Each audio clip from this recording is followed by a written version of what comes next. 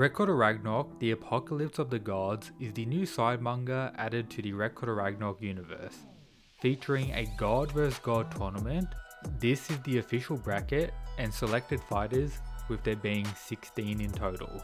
I'll be breaking down all of them shortly, but take note, this series is connected to the main manga. This is because chapter 1 begins right after the original announcement of the Ragnarok tournament beginning. Remember when Brunhilde called out all the gods at the start of the series? We see what happens right after that. First is Zeus choosing the fighters to represent the gods that will defeat humanity, something that triggered many that did not get chosen, with there perhaps being some bias from Zeus here considering all the Greek gods being involved. We then learn that the fighter list was incomplete, missing one name, that being Zeus as we know from the main series, but the manga is set before the Ragnarok tournament, with the Supreme God setting up the God vs God tournament to decide the 13th fighter to face humanity.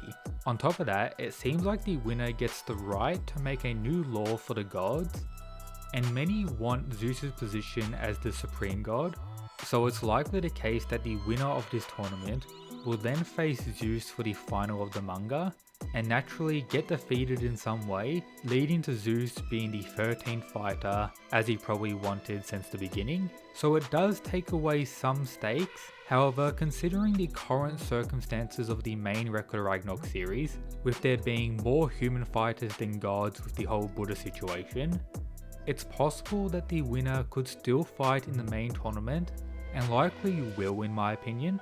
And the fact that we may be getting Zeus versus another top tier god in this manga is pretty hype. Now if you're questioning the statement of these guys being top tier gods as well, we got this pretty much confirmed in the chapter.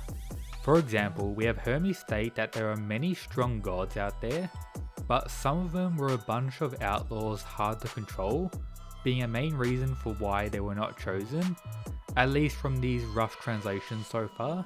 Therefore, it's likely that the original fighter list for Ragnarok aren't exactly the strongest gods.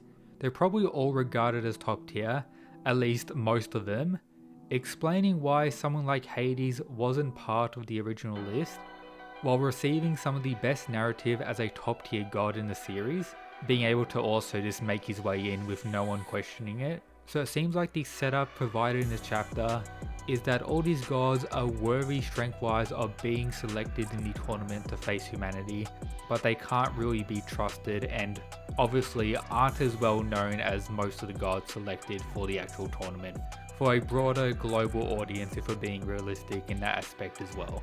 Now I'll go over the fighters in the tournament and high reveals we have for the start of the first fight. Cuchulainn, a Celtic warrior considered a demigod in Record of Ragnarok, is now part of the established Irish pantheon and seems to be the main character of this manga potentially, appearing at the front in all of the promotional material and even part of the color page to start the manga. He dropped the line, "If I win this tournament, can I have your throne to Zeus?" which is giving him "nah, I'd win" vibes. He's the first to fight in this god's tournament, coming out with this tree log as his weapon, I guess kinda respectable. His opponent is now Ra, the supreme god of the Egyptian pantheon. We get a lot revealed about him in chapter 1 here. First is him pulling up on Zeus and the other Greek gods, where we learn that he was one of the key gods responsible for the creation of humanity, putting him on the same supreme status as the likes of Zeus for the Greek pantheon,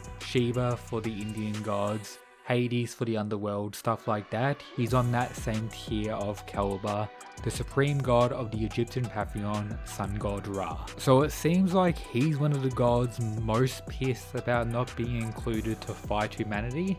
This is because in the past we learn here that while yes he was one of the creator gods for humanity, he also tried to destroy them once alone, not going through the whole council voting thing we saw at the start of Ragnarok. He just decided to do it himself, making him part of one of those outlaw gods that can't really be controlled. He proceeds to negative Ares with his aura alone, a continuing gag for the side manga, resulting in Zeus and Ra to begin approaching one another with this badass panel.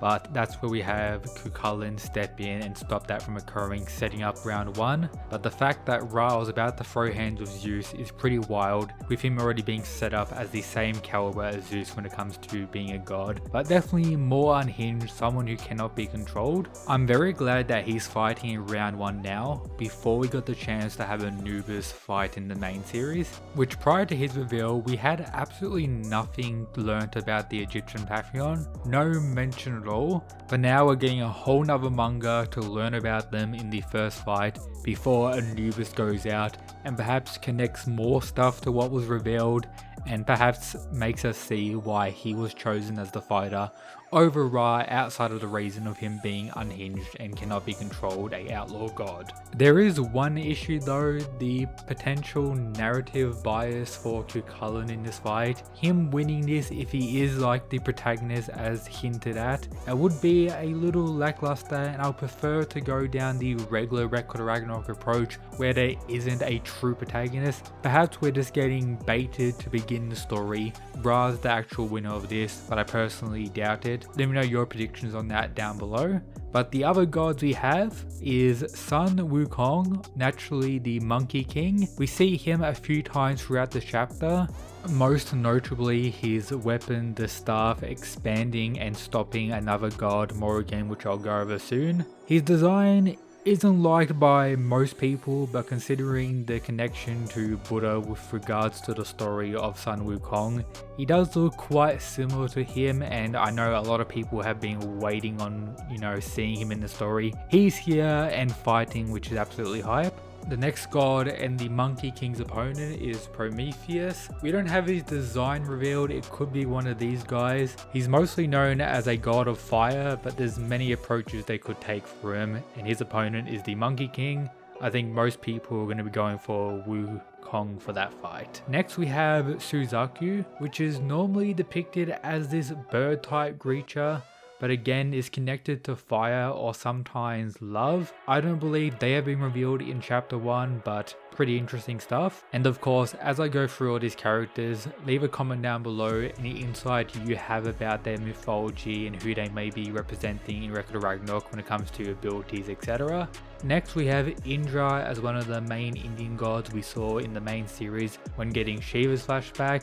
Amazing design, he has some type of aura about him, so I'm glad he's included. Next is Nezha Nedra, connected to pretty much Chinese mythology and Chinese folklore, I guess. I don't believe they appeared in the chapter, but could be this Seto Kaiba looking dude potentially, or this guy. There are some possibilities. Up next is Morrigan, also connected to the Celtic pantheon, but is actually a goddess technically, so a female fighter in the tournament for the first time. That's pretty cool. They're more so related to war, which is the approach I believe they're taking considering her design. As showed here, absolutely beastly. She was probably raging the most after not getting a chance to be part of the Ragnarok tournament.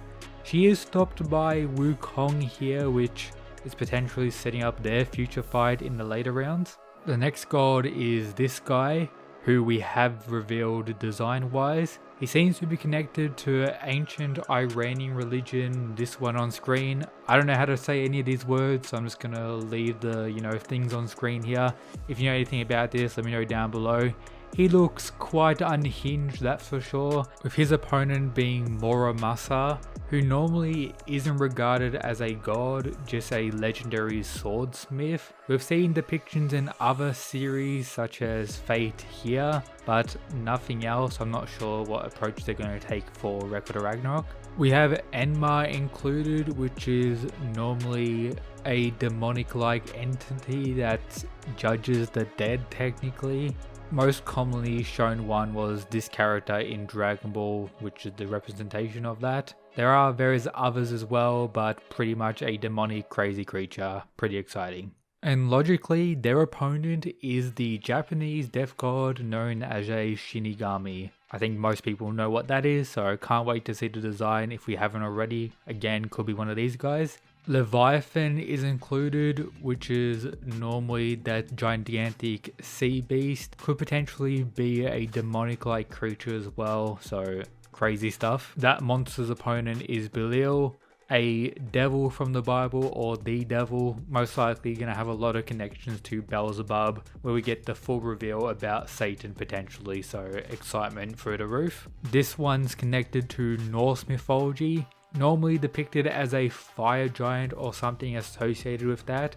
A lot of fire related gods are being included in this list, which may explain why they're considered outlaws, with the various other demonic like creatures also being included, making the whole god tournament in this way pretty crazy. And the final character we have here is normally this crazy looking Hydra connected to Greek mythology that will probably have various things revealed regarding some of the other Greek gods, and yeah. Cool stuff. That's the fighter list. Pretty wild, unexpected, and a lot to learn, that's for sure. And with that, check out Gamersupps in the description for a 10% discount using my code, also supporting the channel along the way. All the meme greatness is combined with these useful products. Apart from that, shout out to these members, the Mad Lads. Thanks for supporting, thanks for watching. That's it guys. Peace.